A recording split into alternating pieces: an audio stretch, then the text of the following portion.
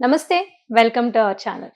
ప్రస్తుతం మనతో tarot trader Sreeja గారున్నారు. వారితో మాట్లాడదాం. నమస్తే అండి. నమస్తే అండి. అయితే మీరు ఇందాక మేనిఫెస్టేషన్ గురించి మాట్లాడుతూ కృష్ణపక్షం, శుక్లపక్షం 2 వివరించారు. వదిలేయాలంటే ఏం చేయాలి? హ్మ్. అలాగే మన విష్ ఫుల్‌ఫిల్ అవ్వాలంటే ఏం చేయాలి అనేది మానిఫెస్టేషన్ ఏం టైమ్‌లో. యెస్. మేనిఫెస్టేషన్ చేయాలి అనేది హ్మ్.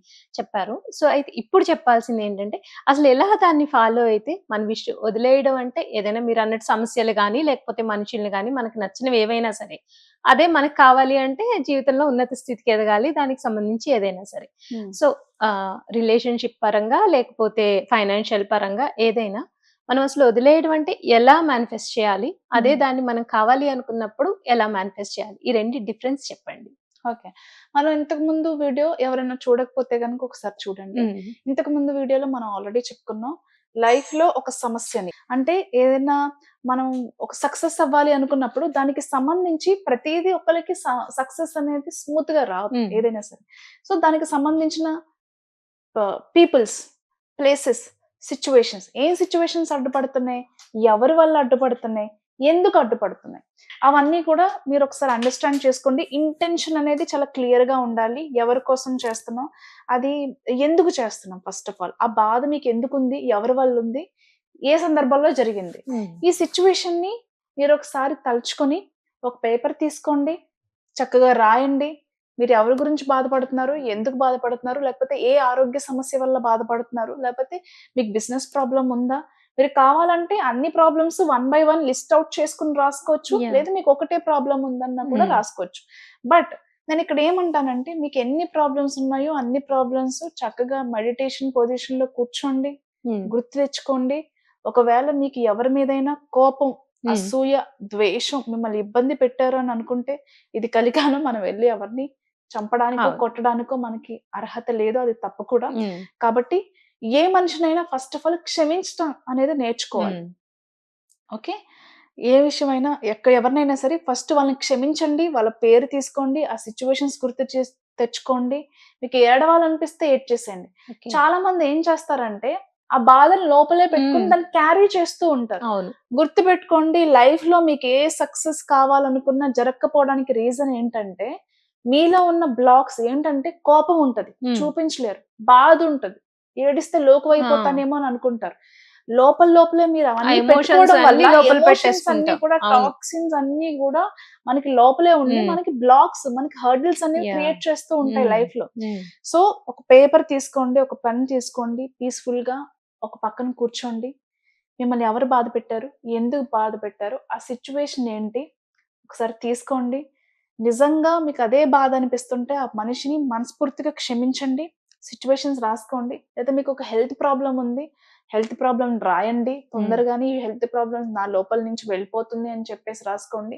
బిజినెస్ ప్రాబ్లమ్ అయితే గనుక మీరు చేసిన మిస్టేక్స్ ఏంటో ఒకసారి మీరు యాహ్! తలుచుకోండి. హ్మ్. అండ్ అది రిపీట్ అవ్వకుండా ఉండడానికి, ఆ ఏం తప్పు మళ్ళీ చేయాలి? మీరు చేయకుండా ఉండడానికి మీ లోపల లోపాలు ఏవైతే ఉన్నాయో ఆ లోపం పోవాలని చెప్పేసి కోరుకోండి. హ్మ్. ఓకే. లేదు ఒక మనిషి మిమ్మల్ని ఇబ్బంది పడుతున్నారు. ఇబ్బంది పడుతున్నప్పుడు ఆ మనిషిలో మంచి లక్షణాలు రావాలి అంటే వాళ్ళ నాశనాన్ని కోరుకోవద్దు. అవును. అది హ్మ్. మనకే అవును. ఇబ్బందవుతుంది. కరెక్ట్. ఆ మనిషికి మంచే జరగాలని కోరుకుంటూ, హ్మ్. ఆ మనిషి యొక్క ఏంజెల్స్ ఎవరైతే ఉంటారో, ప్రతి మనిషికి జీవితంలో ఒక ఏంజెల్ అనేది ఉంటారు. హ్మ్. సో, ఆ పర్సన్ యొక్క ఏంజెల్‌ని మనం అడగాలి. నాకింకా అతని నుంచి ఎలాంటి ఇబ్బంది రాకూడదు. దీనికి నాకు మీ హెల్ప్ కావాలని ఆ హ్మ్. ఏంజెల్‌ని అడగండి. యూనివర్స్‌కి ప్రే చేసుకోండి. చక్కగా మీరు రాయాలనుకున్న ప్రాబ్లమ్స్ అన్ని లిస్ట్ ఔట్ చేయండి. యాహ్! రాసిన తర్వాత పేపర్ ఉంటుంది కదా అండి. ఫర్ హ్మ్. ఎగ్జాంపుల్ ఇదో ఒక పేపర్ హ్మ్. అనుకుందాం. పేపర్ అవుట్ ఫోల్డ్ వేయాలి. ఆహా! For okay. ఎగ్జాంపుల్ ఇలా. మీ దగ్గర హ్మ్. పేపర్ హ్మ్. ఉంది. ఇవ్వండి హ్మ్. నేను చెప్తాను. ఇస్తున్నాను. ఫర్ ఎగ్జాంపుల్ మనం ఇలా వన్ బై వన్ అంతా రాసుకున్నాము. రాసిన తర్వాత ఏం చేస్తారంటే పేపర్‌ని ఇలా పట్టుకోండి. ఇలా పట్టుకునిన తర్వాత ఇలా ఫోల్డ్ వేయాలి ఔట్ సైడ్. ఓకే. హ్మ్. హ్మ్. Okay. Out side out folding సైడ్‌కి వేయాలి. ఫోల్డ్ చేయాలి. హ్మ్. యెస్. ఔట్ ఫోల్డ్ ఇలా వేసిన తర్వాత రైట్ హ్యాండ్‌లో పెట్టుకోండి. ఎప్పుడైనా గుర్తుపెట్టుకోండి లైఫ్‌లో నుంచి మీకు అవసరం లేని పెయిన్ అయినా, మనుషులైనా, సిట్యుయేషన్స్ అయినా హ్మ్. ఏదైనా సరే హెల్త్ ఇష్యూ అయినా, ఏ ప్రాబ్లమ్ అయినా మీరు వదిలేయాలనుకున్నప్పుడు ఇలా లిస్ట్ ఔట్ చేసిన తర్వాత మీరు రైట్ హ్యాండ్‌లో మాత్రమే పెట్టుకోవాలి. Right hand for releasing. Left okay. Hand for receiving. Okay. Okay. Okay. Hmm. మనకి ఏం రిసీవ్ చేసుకోవాలనుకున్నా లెఫ్ట్ Left హ్యాండ్ hand. నుంచి, యూనివర్స్ Mm, నుంచి నేను mm, చెప్పేది, mm. యూనివర్స్ నుంచి మనం ఏం రిసీవ్ చేసుకోవాలనుకున్నా from bottom of our heart Heart, మనం yeah. అడుగుతున్నట్టుగా Mm, మనం mm. లెఫ్ట్ హ్యాండ్ నుంచి రిసీవ్ చేసుకుంటూ రైట్ హ్యాండ్ వదిలేస్తాం. సో రైట్ హ్యాండ్ లో ఇలా పట్టుకోండి, చక్కగా మీకు జ్ఞాన ముద్ర వస్తే వేసుకోండి. ఎలాంటి ముద్ర అయినా సరే, మీరు యోగా ప్రాక్టీస్ లో ఉంటే మీకు తెలుసు ఏమేమి ముద్ర వేసుకోవాలని చెప్పేసి. మనమైతే పీస్ఫుల్ గా ఎలా కూర్చున్నా సరే, ఏమైతే రాసేమో అవన్నీ విజువలైజ్ చేయాలి. Yeah. అవి మన లైఫ్ లో నుంచి తక్షణం ఈ రోజు ఇప్పుడు ఈ క్షణం వదిలేస్తున్నాము అనుకున్నట్టుగా మనం భావిస్తూ Mm. విజువలైజ్ చేసుకుంటూ, అంటే దాన్ని ఊహిస్తూ వదిలేస్తున్నాము. నా వంటలోంచి ఇంట్లోంచి ఆ ప్రాబ్లమ్స్ అన్ని లేదా పర్సన్ ని నా లైఫ్ నుంచి నేను వదిలేస్తున్నా ఈ క్షణం అని చెప్పుకుంటూ విజువలైజ్ చేస్తూ ఒక 10 నిమిషాలు ఇన్హేల్ ఎక్సేల్, అంటే గట్టిగా ఊపిరి Okay. తీసుకుని ఊపిరి వదులుతున్నట్లయితే గనక మీ కోపం, మీ ఆవేశం ఏదైతే ఉందో బాధ అదంతా కూడా మనసులో, yeah. అవి బయటకు రకరకాల వెళ్ళిపోతాయి. emotions. మీరు ఏదైతే breaths, heavy breaths, inhale exhale చేసుకుంటారో ఆ బ్లాక్స్ అన్ని రిలీజ్ అవుతాయి. Mm. ఓకే, ఇలా ప్రాసెస్ చేస్తూ మెడిటేషన్ చేయండి. చక్కగా ఆ పర్సన్ క్షమించి ఇలా మెడిటేషన్ ప్రాసెస్ స్టార్ట్ చేయండి. దాని తర్వాత ఈ పేపర్ ని ఏం చేస్తారంటే, అవుట్ ఆఫ్ ద హౌస్, ఇంటి బయట ఒక దీపం, ఒక క్యాండిల్ లైట్ చేసుకొని, లేదా ఏదన్నా మీకు ఇంటి బయట కుదరదు, మేము అపార్ట్మెంట్ లో ఉంటున్నామండి అని అనుకుంటే, వాష్ ఏరియా ఉంటది మనకి. Okay. వాష్ ఏరియా అయినా పర్వాలేదు, వాష్ రూమ్ అయినా పర్వాలేదు, క్యాండిల్ లైట్ చేసుకుని ఈ పేపర్ ని మీరు ఏదైతే రాశారో అవన్నీ కూడా, ఈ పర్సన్ వదిలేస్తున్నా, ఈ ప్రాబ్లమ్ ని వదిలేస్తున్నా, ఈ హెల్త్ ఇష్యూని వదిలేస్తున్నా, ఈ బిజినెస్ ప్రాబ్లమ్ వదిలేస్తున్నా, లేదా ఈ కోర్ట్ ఇష్యూ తొందరగా సార్ట్ అవుట్ అవ్వాలి, ఈ ఇష్యూని వదిలేస్తున్నాను అని చెప్పేసి ఈ పేపర్ ని బర్న్ చేయండి. ఇలాగే విజువలైజ్ చేస్తూ మాట్లాడుకుంటూ, యూనివర్స్ తో మాట్లాడుతూ మీరు పేపర్ ని బర్న్ చేసి యాషెస్ అనేవి ఫ్లష్ అవుట్ చేసేయాలి. Okay. ఓకే, ఇంట్లో ఎక్కడ కింద మీద పడకూడదు. ప్యాన్ వేసుకుని ప్రాసెస్ చేయకండి. అవుట్ గాలి ఉందో లేదో ఒకసారి చూసుకోండి. ఎక్కడ ఇవి చల్లా చెదురు అవ్వకూడదు. చక్కగా ఫ్లష్ అవుట్ చేసేయండి.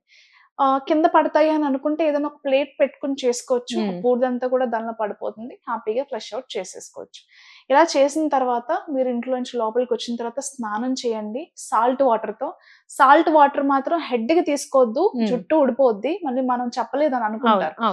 సో సాల్ట్ వాటర్ హెడ్ కి అస్సలు మంచిది కాదండి, ఒంటికి మాత్రమే తీసుకోండి. లేదు నేను తలస్నానం చేస్తాను అని అనుకుంటే మీరు మామూలుగా తలస్నానం చేసేసుకుని జస్ట్ ఉప్పు నీళ్ళతో ఒంటికి మాత్రమే స్నానం చేయాలి. చేసిన తర్వాత అంటే తలస్నానం కంపల్సరీనా ఈ ప్రాసెస్ లో? తలస్నానం మీ కంపల్సరీనా ఆప్షన్ అది. లేకపోతే మామూలు నార్మల్ స్నానం స్నానం చేసినా చేసినా పర్వాలేదు, okay. తలస్నానం చేస్తే ఇంకా మంచిది. సో ఇలా చేసిన తర్వాత వచ్చిన తర్వాత మీ వంటకి ఇంటికి సాంబ్రాణి ధూపం వేసేసుకున్న తర్వాత చక్కగా మంచిగా దేవుడి ముందు కూర్చోవడం. మీకు ఏ మంత్రాలు అయితే వస్తాయో అవి చక్కగా వేసేసుకోవచ్చు. అంటే ఈ ప్రాసెస్ కృష్ణ కృష్ణ పక్షంలో మాత్రమే చేయాలి. రోజు చేయాలి, రోజు రోజు చేయాలి. రోజు అంటే రోజు తలస్నానం చేయాల్సిన అవసరం లేదు. ఫస్ట్ డే మాత్రం తలస్నానం చేయండి. ప్రతిరోజు రాయడం, బర్న్ చేయడం, కాళ్ళు చేతులు కడుక్కోవడం లేదా స్నానం చేయడం, అంతే. ఇది నైట్ పూట చేస్తే చాలా మంచిది. నైట్ టైం 7-8 దాటిన తర్వాత చేస్తే చాలా మంచిది. రైట్.